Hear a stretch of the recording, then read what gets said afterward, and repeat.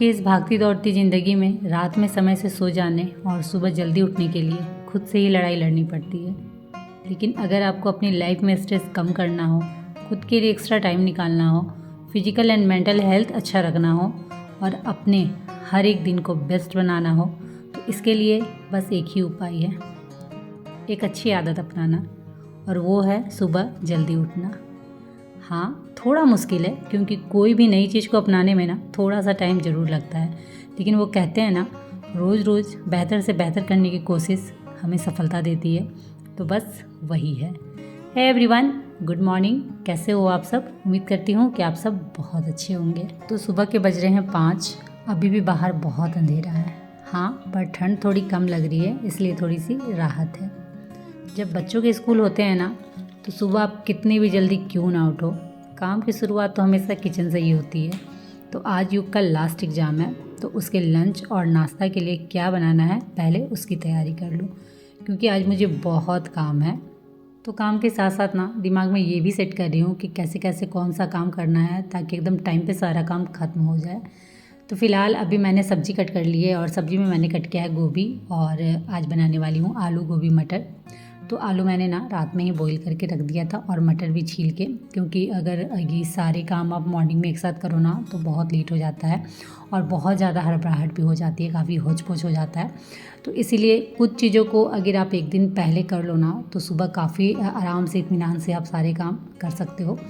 और सुबह मुझे कोई भी हड़बड़ाहट नहीं चाहिए, लाइफ एकदम दौड़-भाग वाली नहीं चाहिए, सुकून चाहिए, इत्मीनान चाहिए, ताकि मेरा पूरा दिन अच्छा बीते। और सुबह की शुरुआत अगर आपकी अच्छी हो ना, तो पूरा दिन अच्छा जाना ही है। तो सब्ज़ी तो कट कर ली थी मैंने, बस अभी गर्मा-गर्म पूरियों के लिए आटा गूँथ कर रखना था।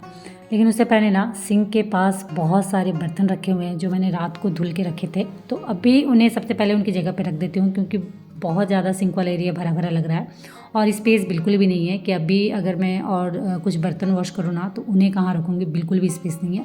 तो पहले जो सिंक वाला स्पेस है ना, उसे खाली कर दूँ, ताकि जो सिंक वाला एरिया है वो थोड़ा खाली हो जाए। साथ ही साथ किचन भी बर्तनों की वजह से ना थोड़ा भरा-भरा लग रहा था, तो वो भी थोड़ा खाली-खाली लगे। और सबसे इम्पोर्टेंट बात ना, अगर आप किचन में काम कर रहे हो तो थोड़ा सा अगर स्पेस खाली मिलता है ना, तो काम करने में भी बड़ी आसानी होती है। तो इसलिए कोशिश हमेशा यही रहती है कि जितनी ज़रूरत की चीज़ें हैं उतनी ही को काउंटर टॉप में रखूँ, नहीं तो जैसे जैसे काम मेरा होते जाता है वैसे वैसे चीज़ों को अंदर रखते जाती हूँ, ताकि जो काउंटर टॉप है वो थोड़ा सा स्पेसियस हो, थोड़ा खाली हो, ताकि काम करने में मुझे ईजी हो। तो फटाफट मैंने आटा भी गूँथ के रख लिया है, और अभी बस मुझे फटाफट नाश्ता रेडी करना है। लेकिन क्या होता है ना, जब आपने सारी तैयारियां कर ली हो ना, तो फिर खाना बनने में, नाश्ता बनने में टाइम नहीं लगता है। तो अभी फ़िलहाल नाश्ता बनाने से पहले ना 1 गिलास गर्मा गर्म पानी पीऊँगी, क्योंकि प्यास बहुत ज़ोरों से लगी है।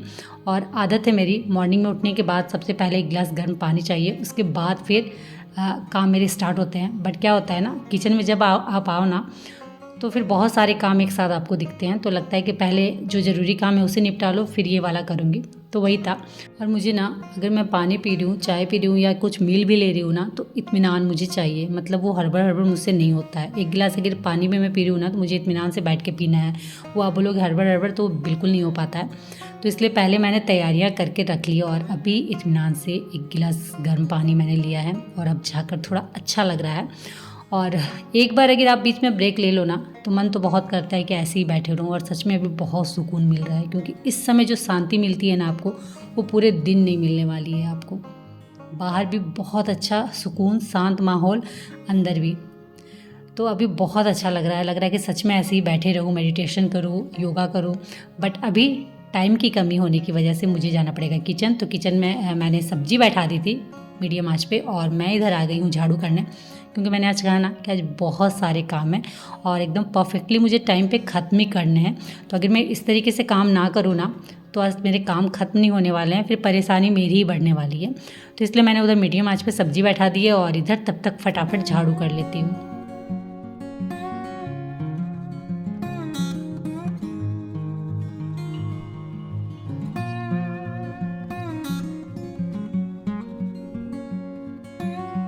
काम करते करते ना बाहर हल्का उजाला हो रहा था, तो खिड़कियाँ सबसे पहले खोल देते हैं। वैसे उठते के साथ मैंने ना बालकनी के दरवाजे खोल दिए थे। वैसे भी हमारे यहाँ कहा जाता है कि अगर आप सुबह ब्रह्म मुहूर्त में उठते हो ना, तो जो आपके घर के दरवाजे हैं ना, उसे खोल के ही रखना चाहिए, क्योंकि कहा जाता है कि उस समय भगवान आपके घर आते हैं, तो दरवाजे हमेशा खुले ही रहने चाहिए।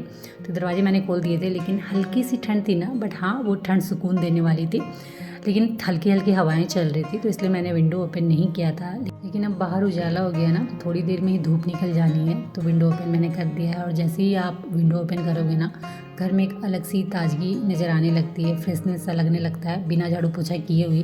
जबकि मैंने अभी कुछ नहीं किया, बस मैंने झाड़ू लगाने स्टार्ट ही किया है।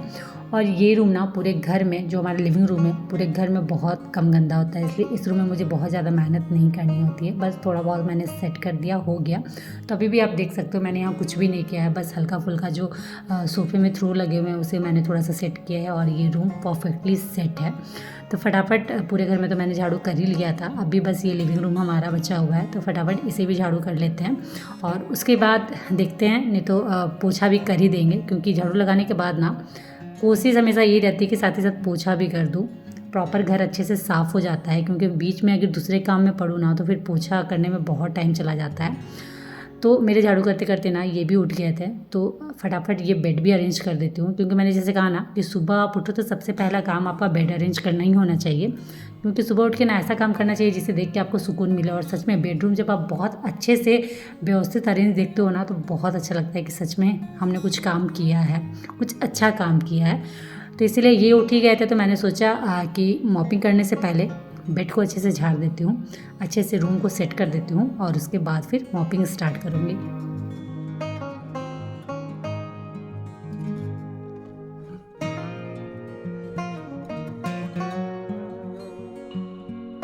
तो पूरे घर को अरेंज करने के बाद मैं लग गई थी मॉपिंग करने में, क्योंकि अभी बज रहे हैं 7:30। मैं उठी थी 5 बजे, और 7:30 तक मैंने बहुत सारे काम कर लिए हैं। सबसे बड़ा काम होता है घर को अच्छे से सेट करना, झाड़ू पोछा करना, और वो मैंने फाइनली कर लिया। और आज हड़बड़ी इसलिए भी थी ना कि अभी 7:30 हो रहा है ना, 7:45 में प्रीत के ट्यूशन टीचर आ जाने वाले हैं, तो जब कोई घर में आता है ना, उसके बाद इस तरीके से पोछा करना अच्छा नहीं लगता है। तो इसलिए मैंने सोचा ना कि उनके आने से पहले ही मैं ये सारा काम ख़त्म कर दूँ। और दूसरी जो सबसे बड़ी चीज़ है ना, वो है आज का दिन। आज का दिन हमारे लिए बहुत मायने रखता है। जी हाँ, आज है माघ पूर्णिमा, तो आज सभी के घर में पहले पूजा पाठ होती है, फिर जाके कुछ होता है। और यहाँ मैं पोछा मैंने जस्ट ख़त्म ही किया था, और सर आ गए थे, तो वो तो अच्छा हुआ कि सारा काम मेरा टाइम पे प्रॉपर ख़त्म हो गया। उसके बाद अभी ना ये किचन वाला काम फटाफट ख़त्म करना है। युग के लिए नाश्ता फटाफट मैं बना देती हूँ। सब्ज़ी तो पहले ही बन गई थी, मैंने कहा ना कि सब्ज़ी को मैंने मीडियम आंच में चढ़ा दिया था, तो घर के काम भी हो रहे थे, प्लस मैं किचन में भी आके सब्ज़ी देख रही थी। तो सब्ज़ी मेरी बनकर रेडी है, बस फटाफट गर्मा गर्म पूड़ियाँ बनानी थी। तो युग रेडी होकर डाइनिंग में बैठ चुका है, तो उससे सबसे पहले मैं नाश्ता दे देती हूँ। जब तक वो नाश्ता अपना कंप्लीट करेगा, तब तक उसका लंच भी पैक कर दूँगी। तो इस तरीके से सारे काम प्रॉपर होते जाएंगे। और आज सच में बहुत ज़्यादा हड़बड़ी है। वो तो अच्छा है कि सारे काम बहुत अच्छे से हो रहे हैं, क्योंकि सच में सुबह अगर आप जल्दी उठते हैं ना, तो सच में आपका दिन बेस्ट होता है, बहुत अच्छा जाता है, क्योंकि जो आपकी रूटीन है ना, जो आपका दिनचर्या है ना, वो एकदम सही रहता है।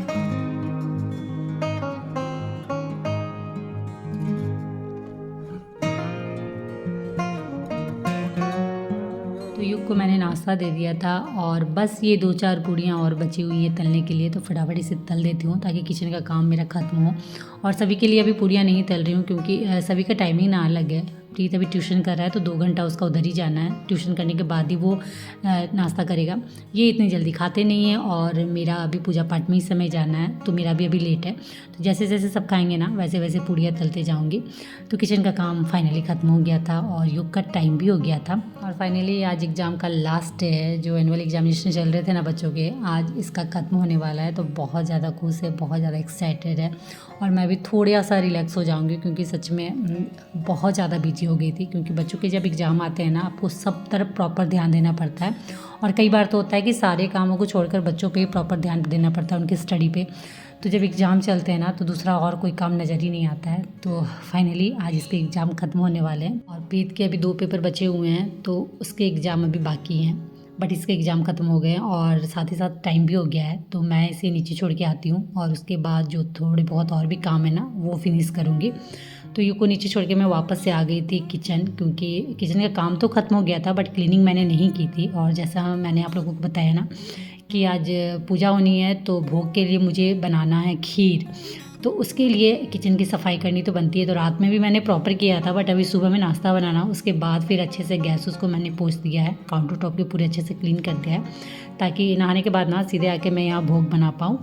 और उसके बाद ही घर में पूजा होगी और फिर हमें मंदिर भी जाना है। तो फटाफट किचन का काम ख़त्म करते हैं। तो अभी हो रहे हैं 8:30। तो फाइनली किचन का काम भी डन हो गया और अभी मैं जाती हूँ सावर लेने। तो सावर मैंने ले लिया था और उसके बाद मैंने भोग में खीर बनाई थी। तो सबसे पहले ना मैं मंदिर होकर आ गई थी, क्योंकि जो भोग मैंने बनाया था ना खीर, वो गर्म था और कोई भी गर्म चीज़ आप भोग में नहीं लगा सकते हो। तो उसे ठंडा होने के लिए मैंने थोड़ी देर छोड़ा था, तब तक मैं मंदिर से होकर आ गई थी। तो अब फाइनली करते हैं घर में पूजा। और ये जो भोग है ना, ये माँ लक्ष्मी के लिए है। हमारे यहाँ कहते हैं कि माघ पूर्णिमा के दिन माँ लक्ष्मी को खीर भोग लगाओ ना, तो बहुत ही शुभ होता है घर के लिए, आपके पूरे परिवार के लिए। तो वही था, तो वही मैंने खीर बनाया था। और अच्छे से पहले मैं पूजा कर लेती हूँ, उसके बाद फिर आप लोगों से बात करूँगी।